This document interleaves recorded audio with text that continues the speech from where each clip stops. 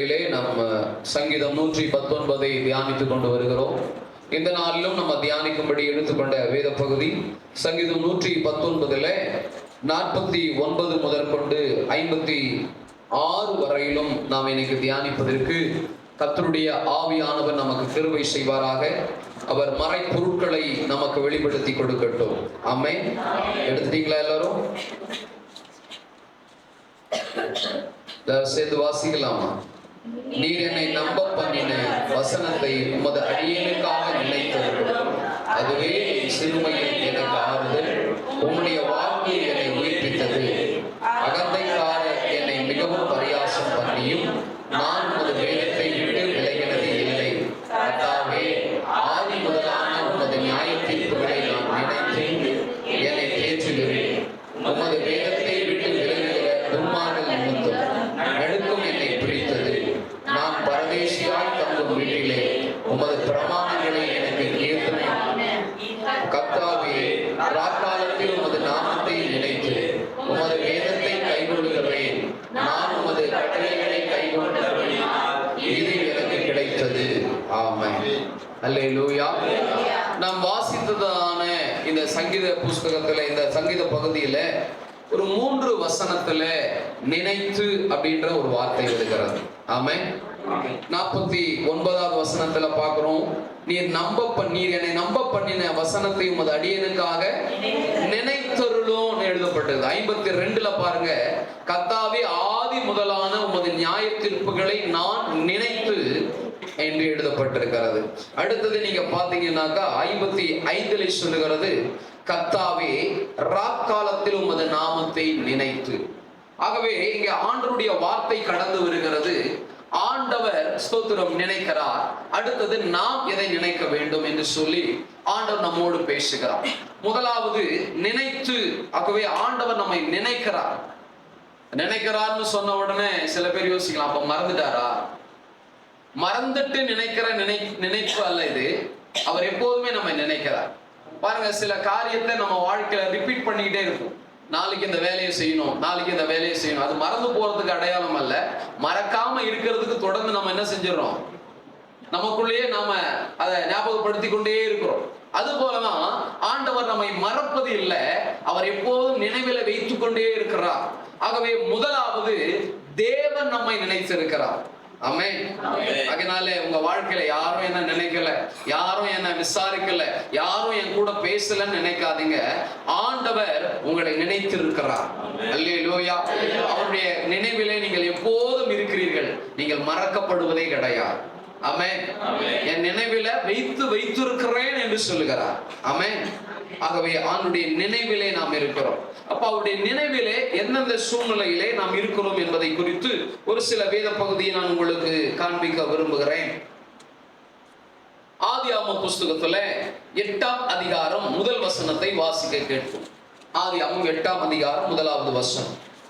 தேவன் நோவாவையும் அவருடனே பேழையிலிருந்து சகல காட்டு மிருகங்களையும் சகல நாட்டு மிருகங்களையும் நினைத்தருளினார். அல்லேலூயா. பாருங்க, எவ்வளவோ வெள்ளம், எவ்வளவோ பெருக்கெடுத்து ஓடுகிற ஒரு அழிவின் சூழ்நிலை. ஆனாலும் கர்த்தர் பாருங்க, இந்த நோவாவையும் அவனுடைய குடும்பத்தையும் அதில் இருந்த மிருக ஜீவன்களையும் நினைத்து அவர்களை பாதுகாக்கிறவராக இருந்தார். ஆமென். உலகம் முழுவதும் தண்ணீரினாலே நிரப்பப்பட்டது. உலகத்தில் இருக்கிற அத்தனை மிருக ஜீவன்களும் அத்தனை மனிதர்களும் மரித்து போனார்கள். ஆனால் கர்த்தரோ இந்த மனிதனோடு கூட இருக்கிறவர்களை தேவனுடைய வார்த்தைக்கு கீழ்ப்படிந்து அந்த கப்பலுக்குள்ளே, அந்த பேழைக்குள்ள வந்தவர்களை அவர் எப்போதும் பாதுகாக்கிறவராக இருக்கிறார். அல்லேலூயா. சோதரா, அதே போலதான் திருச்சபை என்பது ஒரு பேழை மாதிரி. இந்த திருச்சபைக்குள்ள வந்த அத்தனை பேரையும் கர்த்தர் நினைவு கூறுகிறார். ஆமென். நம்மை பிழைப்பூட்டுகிறார், நம்மை காப்பாற்றுகிறார். ஆகவே தேவ ஜனமாய் இருக்கிற நம்முடைய வாழ்க்கையில தேவன் நம்மை நினைக்கிறபடினாலே இந்த உலகத்திலே வருகிற அழிவுகள், இந்த உலகத்திலே வருகிற நெருக்கங்கள், இந்த உலகத்திலே வருகிற போராட்டங்களுக்கு நடுவிலே நம்மை ஜெயமாக, பாதுகாப்பாக, ஆசீர்வாதமாக வாழ வைக்க அவராலே கூடும். அல்லேலூயா. சோ அவர் நம்மை நினைத்து நம்மை பாதுகாக்கவும் நம்மை ஆசீர்வதிக்கவும் அவர் உண்மையுள்ளவராக இருக்கிறார். ஆமென். இரண்டாவது பார்க்கிறோம், நம்ம நினைச்சு மற்றவங்களுக்கு ஆண்டவர் அற்புதம் செய்வார். ஆபிரகாமுடைய வாழ்க்கையில் நம்ம அதை பார்க்கிறோம். ஆபிரகாமை நினைத்து லோத்துவை காப்பாற்றினார். நீங்க அப்போஸ்தலர் நடவடிக்கையில ஸ்தோத்திரம் வாசிப்பீர்கள் என்றால் 27ஆம் அதிகாரம் 22 24 வரைக்கும் வாசிக்கும் பொழுது அப்போஸ்தலனாகிய பவுல் சிறைப்படுத்தப்பட்ட ஒரு சூழ்நிலையில அவனை படகின் மூலமாக வேறு ஒரு இடத்திற்கு கொண்டு செல்கிறார். அப்பொழுது அவனோடு கூட ஏகப்பட்ட கைதிகளும் இருக்கிறார்கள். மொத்தத்துல பார்த்தோன்னா அந்த படகுல மாத்திரம் 276 பேர் இருந்தாங்கன்னு சொல்லப்படுகிறது. அவ்வளவு பேர். வாசிங்களா அதே 21 இருந்து வாசிங்க. 27 அவர்கள் போஜனம் பண்ணாமல் இருந்தபோது பவுல் அவர்கள் நடுவிலே நின்று, மனுஷரே, இந்த வருத்தமும் சேதமும் வராதபடிக்கு என் சொல்லை கேட்டு கிரேத்தா தீவை விட்டு புறப்படாமல் இருக்க வேண்டியதா இருந்தது. ஆகிலும் இடமனதா இருங்கள் என்று இப்பொழுது உங்களுக்கு தைரியம் சொல்லுகிறேன். கப்பல் சேதமே அல்லாமல் உங்களில் ஒருவனுக்கும் பிராண சேதம் வராது. ஏனென்றால் என்னை ஆட்கொண்டவரோ நான் சேவிக்கிறவருமான தேவனுடைய தூதனானவன் இந்த ராத்திரியிலே ஆண்டவர் என்னிடத்திலே வந்து, பவுலே, பயப்படாதே, நீ ராயனுக்கு முன்பாக நிற்க வேண்டும். உன்னுடனே கூட யாத்திரை பண்ணுகிற யாவரையும் தேவன் உனக்கு தயவு பண்ணினார் என்றான். ஆமென். அல்லேலூயா. உனக்காக தயவு பண்ணினார் என்றான். ஆனபடியால் மனுஷரே, திடமனதாய் இருங்கள், எனக்கு சொல்லப்பட்ட பிரகாரமாகவே நடக்கும் என்று தேவனிடத்தில் நம்பிக்கையாய் இருக்கிறேன். அல்லேலூயா. நம் நிமித்தமாக, நம்முடைய ஜெபத்தின் நிமித்தமாக நம்மை சார்ந்தவர்களையும் கர்த்தர் காப்பாற்றுகிறார். யோசிச்சு பாருங்க, அதுல வந்தவங்க எல்லாமே கைதிகள், எல்லாம் நல்லவர்கள் இல்லை. ஆனா பவுல் ஒருத்த நிமித்தமாக ஆண்டவர் எல்லாரையும் காப்பாற்றுகிறார். ஆமென். சோ அது மூலமாக அவர்கள் எல்லோரும் அறிகிறார்கள், கர்த்தர் தாமே பவுல் நிமித்தமாய் தன்னை பாதுகாத்தார் என்று சொல்லி ஒரு உணர்வை தேவன் அவர்களுக்குள்ளே கொடுக்கிறார். அதே போலதான் ஆபிரகாம் ஜெபித்தது நிமித்தமாக லோத்து காப்பாற்றப்படுகிறார். அல்லேலூயா. நம்முடைய ஜெபம் சிலரை காப்பாற்றவும் செய்கிறது. குறிப்பாக சுதந்திரம் வேதத்திலே சொல்லப்படுகிற அவர் உங்களை நினைத்து, யாரை நினைச்சு? உங்களை நினைச்சு. சில பேர் சொல்லுவாங்க இல்லையா, அவங்க அப்பா முகத்துக்காக உன்னைய பாக்குறேன், உங்க அம்மா முகத்துக்காக உன்னைய பாக்குறேன். அப்ப அவங்கள நினைச்சு நமக்கு என்ன கிடைக்குது? ஒரு விடுதலை, ஒரு பாதுகாப்பு, ஒரு நல்ல காரியம் கிடைக்குது. அப்போ ஆபிரகாமின் நிமித்தமாக லோத்துவை ஆண்டவர் தாமே விடுவித்தார். ஆக உங்கள் நிமித்தமாய் உங்கள் சொந்த பந்தங்களையும் அவர் விடுவிக்க வல்லவராய் இருக்கிறார். நாம் அவர்களுக்காக ஜெபிக்க வேண்டும். ஆபிரகாம் ஜெபித்தார், பவுலும் ஜெபித்தார். அவருடைய ஜெபத்தை நினைவு கூர்ந்த தெய்வம் அவர்களை எல்லாரும் நினைத்தருளி அவர்களுக்குள்ளே ஒரு பெரிய பாதுகாப்பையும் விடுதலையும் கொடுத்தார் என்று சொல்லி பார்க்கிறோம். ஆமென். அடுத்தது நம்ம நிறைய பார்க்கலாம் பைபிள்ல, நினைத்தருளும் நிலைத்தருளினார் என்று சொல்லி. அவர் ராகாலை, அவர் அன்னாலை சோத்திரம் இப்படி ஆண்டவர் நினைவு கூர்ந்தார். அவளுக்கு குழந்தை இல்லாம இருந்துச்சு, பிள்ளை இல்லாம இருந்துச்சு. அவருடைய வேதனை, அவருடைய கண்ணீரை, அவருடைய இயலாமையை ஆண்டவர் நினைத்து அவர்களுக்கு அருளினாராம். அதனால உங்க வாழ்க்கையில் இருக்கிற குறை நிச்சயமா ஆண்டவருக்கு தெரியும். அல்லேலூயா. அவர் சிந்தையில வச்சிருக்கிறாரு, சீக்கிரமாய் அந்த குறைவுகள் எல்லாம் நிறைவாக்கப்படும். அல்லேலூயா. சோதரம். ஆகவே தேவனுடைய வார்த்தை சொல்லுகிறபடியே அவர் நினைவு கூறுகிற தெய்வம் நம் ஒவ்வொருவரையும் தேவ ஜனத்தை நினைவு கூறுகிறார். தேவ ஜனத்தின் நிமித்தமாக அவருடைய உறவுகளை நினைவு கூறுகிறார். அவர்களோடு கூட பயணிக்கிறவர்களை, அவர்களோடு கூட வேலை பார்க்கிறவங்களை கூட ஆண்டு நினைவு கூறுகிறார். உன் குறைவை நினைவு கூர்ந்து அதை மாற்றி அமைக்கிறார். அல்லேலூயா. சோ இப்படிப்பட்ட நினைவு கூறுகிற ஒரு தெய்வம் நம்ம இடத்துல உண்டு. யாருன்னா உங்க ஜெபத்துல ஆண்டவரே மறந்துட்டீங்களா அப்படின்னு என்ன செய்யாதீங்க, கேட்காதீங்க. ஸ்தோத்திரம். இன்னும் என்ன நினைச்சிருக்கிறீங்க, என்னை நிச்சயமா நீங்க ஆசீர்வதிப்பீங்க ஆண்டவர் சொல்லி ஆண்டவருடைய நாமத்தை மகிமைப்படுத்துங்கள். தொடர்ந்து இரண்டாவது காரியமாக நம்ம பார்க்கலாம். நினைத்தருளும் என்று சொல்லி கேட்ட வார்த்தைகளை நம்ம பார்த்தோம். 52 இருந்து 54 வரைக்கும் வாசிங்க. 119ஆம் சங்கீதத்துல, ஆதி முதலான உமது நியாய தீர்ப்புகளை நான் நினைத்து என்னை தேற்றுகிறேன். உமது வேதத்தை விட்டு விலகுகிற துன்மார்க்கர் நிமித்தம் நடுக்கம் என்னை பிடித்தது. பிடித்தது நான் பரதேசியாய் தங்கும் வீட்டிலே உமது பிரமாணங்களை எனக்கு கீதங்கள் ஆயின. ஆமென்.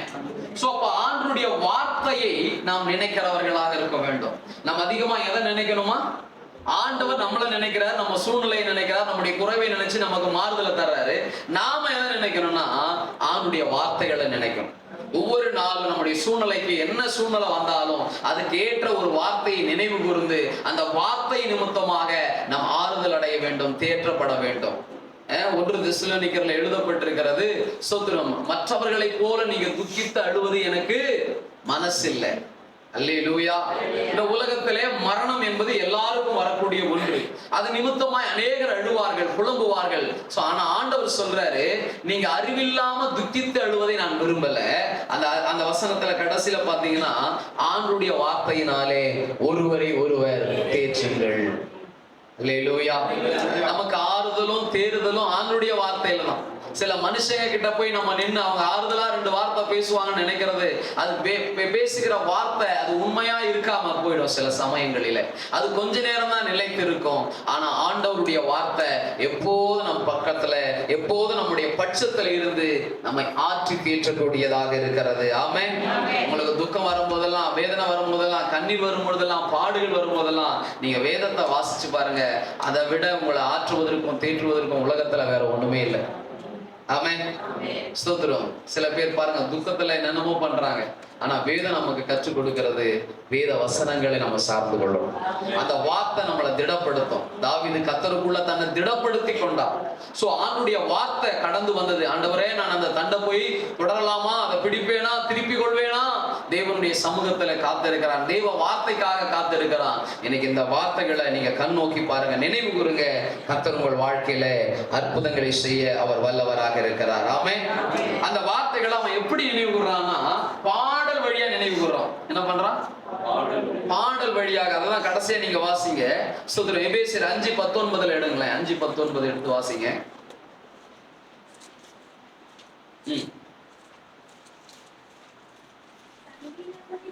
சங்கீதங்களினாலும் கீர்த்தனைகளினாலும் ஞான பாட்டுகளினாலும் ஒருவருக்கு ஒருவர் புத்தி சொல்லுங்கள். இப்ப அநேக பாடல்களை நம்ம பாடுறோம். அந்த பாடல்லாம் அழகா நம்மள நடத்துது. அந்த பாடல் வரிகளே நம்ம நடத்துது. அந்த வரிகள் வசனங்களா இருக்கிறது. நீங்க அதிகமான ஊழியக்காரங்க பாத்தீங்கன்னா வசனத்தை வச்சுதான் என்ன செய்யறாங்க, பாட்டு எழுதுறாங்க. அந்த பாட்டு அவ்வளவு நல்லா இருக்குது. குறிப்பா ஃபாதர் பெர்க்மன்ஸ் ஐயாவை சொல்லலாம். அவருடைய பாடல் எல்லாம் என்னதான் இருக்குங்க, கர்த்தருடைய வசனங்கள் தான் இருக்கும். அந்த வசனத்தை அப்படியே பாடும் பொழுதே நமக்குள்ள அந்த வார்த்தைகள் எல்லாம் அப்படியே கிரியை செய்யும். ஆமென். கரம் பிடித்து வழி நடத்தும் கர்த்தரை களிப்போடு துதி பாடி போற்றுவோம். கரம் பிடித்து வழி நடத்தும் கர்த்தரை களிப்போடு துதி பாடி போற்றுவோம்.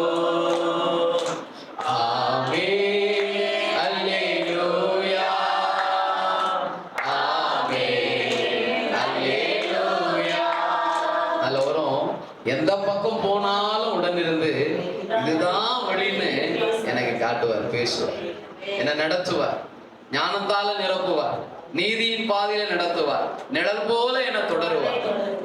இப்ப இந்த வசனங்கள் எல்லாம் வைத்து நம்ம பாடும் பொழுது தேவனுடைய வார்த்தையை நினைவூட்டுகிறோம். வசனங்களை சொல்லி ஜெபிக்கிறது ஒரு விதம், வசனங்களால் நிரம்பின பாடல்கள், அந்த பாடலே என்னவா மாறும், ஜபமா மாறும். அந்த பாடல்களை நம்ம நினைவு கூறணும். வசனங்கள் நிறைந்த பாடல்களை நம்ம நினைவு கூறணும். சோ அப்படி நம்ம நினைவு கூறும் பொழுது நம்முடைய பாடுகள் எல்லாவற்றையும் கர்த்தர் மாற்றுகிறவராய் இருக்கிறார். ஆமென். உங்களுக்கு சிறந்த ஒரு எடுத்துக்காட்டு சொல்லணும்னா, அப்போஸ்தலர் 16ஆம் அதிகாரத்துல 22 இருந்து 34 வரைக்கும் வாசிக்க வேண்டாம். அதுல போட்டிருக்குது, எங்க இருந்தாங்களாம், பவுலும் சீலாவும் எங்க இருந்தாங்க, சிறைச்சாலையில இருந்தாங்க. அவர்களோடு கூட சிலர் இருந்தாங்க. எல்லாரும் கட்டப்பட்ட நிலைமை, சங்கிலியால கட்டப்பட்ட ஒரு சூழ்நிலை, துன்பம், அடி, வேதனை. ஆனாலும் என்ன செஞ்சாங்களாம், துதிச்சு பாடி ஜெபம் பண்ணாங்க. ஆமென். சோ அந்த ஜெபத்தின் நிமித்தமாய் அவர்களுடைய கட்டுகள் மட்டும் அல்ல, அந்த பாடலை கேட்டவர்களுடைய கட்டுகள் கூட அறுக்கப்பட்டது. ஆமென். ஸ்தோத்திரம். பாடுகள் மத்தியில நேத்து கூட பாஸ்டர் சொன்னாங்க, பினி பாஸ்டர் முந்தா நேத்து நினைக்கிறேன். சோ பாடு வரும்போதெல்லாம் பாடணும் அப்படிங்கிறார். ஆமென். ஆமென். அப்ப பாருங்க, இந்த பாடல் வழியாக ஒரு பெரிய விடுதலையை கர்த்தர் கொடுத்தார். ஆமென். ஆக விசுவாசத்தோடு வேத வசனங்கள் நிறைந்த பாடல்களை நினைச்சு பாடுங்க. உங்கள் பாடுகளிலே கர்த்தர் உங்களை விடுதலைக்குள்ளாக நடத்துவார். ஆமென். ஆமென். கடைசியாக மூன்றாவதாக நம்ம பார்க்கலாம்.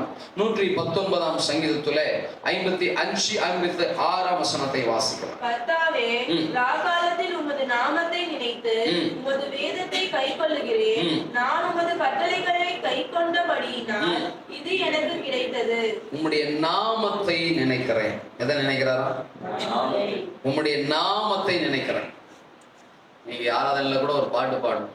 அவர் நாமத்துல மன்னிப்பு உண்டு, அவர் நாமத்துல ரட்சிப்பு உண்டு, அவருடைய நாமத்துல அற்புதம் உண்டு, அவருடைய நாமத்துல தீமை கூட நன்மையா மாறும், அவர் நாமத்துல பேய்கள் ஓடும், அவர் நாமத்துல நோய்கள் தீரும். இப்ப இயேசுவின் நாமத்துக்கு அவ்வளவு அதிகாரம் உண்டு. அந்த நாமத்தை நாம் நினைவு கூற வேண்டும். இயேசுவின் நாமத்தை உயர்த்த வேண்டும். இயேசுவின் நாமத்தை போற்ற வேண்டும். இயேசுவின் நாமத்தை மகிமைப்படுத்த வேண்டும். இயேசுவினுடைய நாமத்தை சோத்திரம் சத்துருக்களுக்கு முன்னாடி சொல்லும் பொழுது நமக்கு ஜெயம் உண்டாகும்.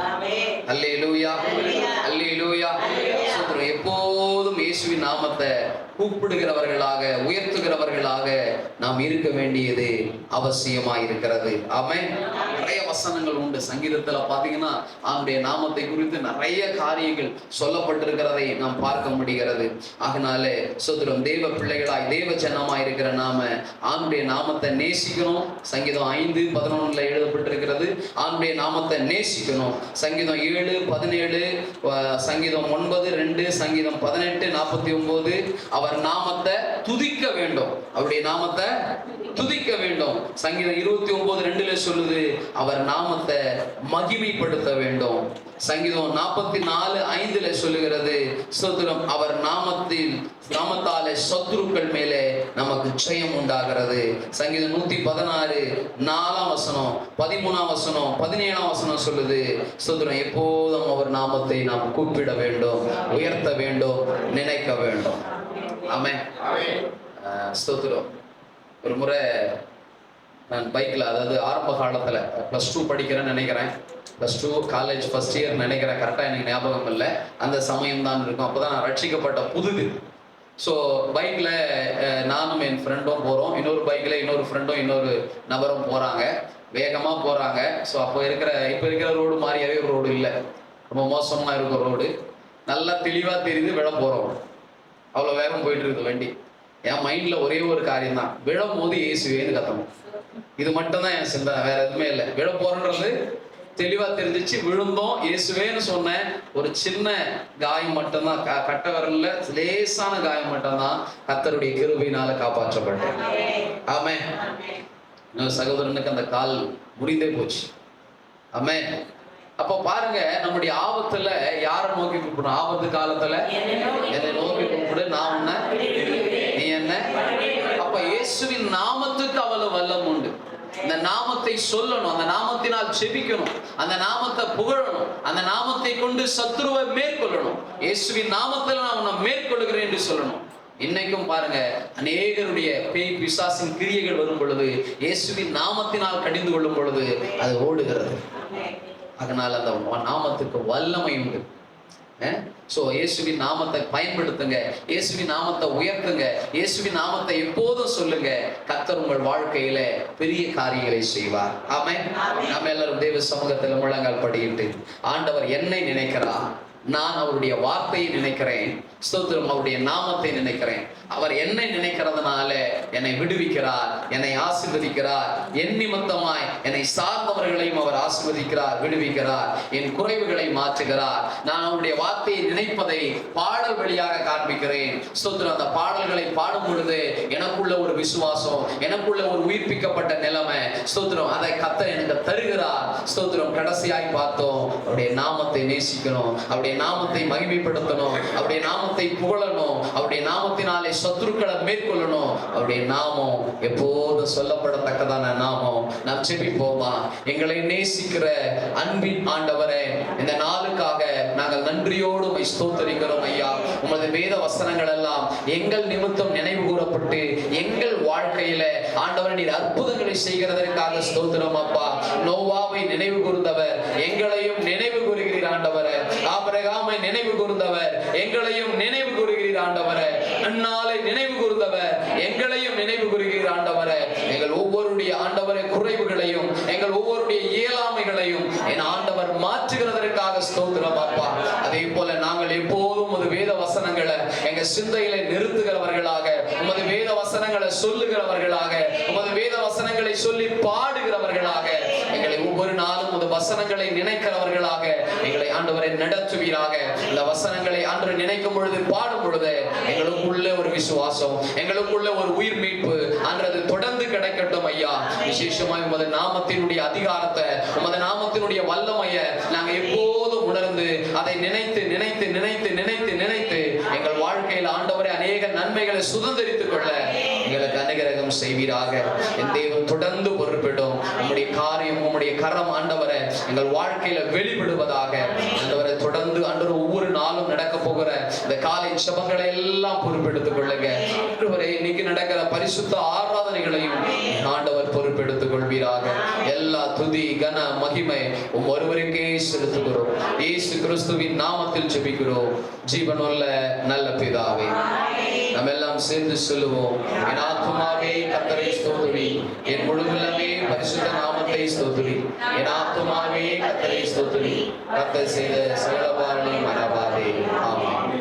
நம்முடைய கர்த்தராகிய இயேசு கிறிஸ்துவினுடைய கிருபை, பிதாவாகிய தேவனுடைய அன்பு, பரிசுத்த ஆவியானுடைய ஐக்கியமும் அநேகமும் ஆறுதலும் சமாதானம் நம்மோடும் சபையார் யாவரோடும் சகல பரிசுத்தவான்களோடும் இன்றைக்கும் என்றென்றும் சதா காலங்களிலும் அவர் அருகே மட்டும் இருப்பதாக. அல்லேலூயா, அல்லேலூயா, அல்லேலூயா. கர்த்தர் உங்களை ஆசீர்வதிப்பாராக. ஸ்தோத்திரம், ஸ்தோத்திரம்.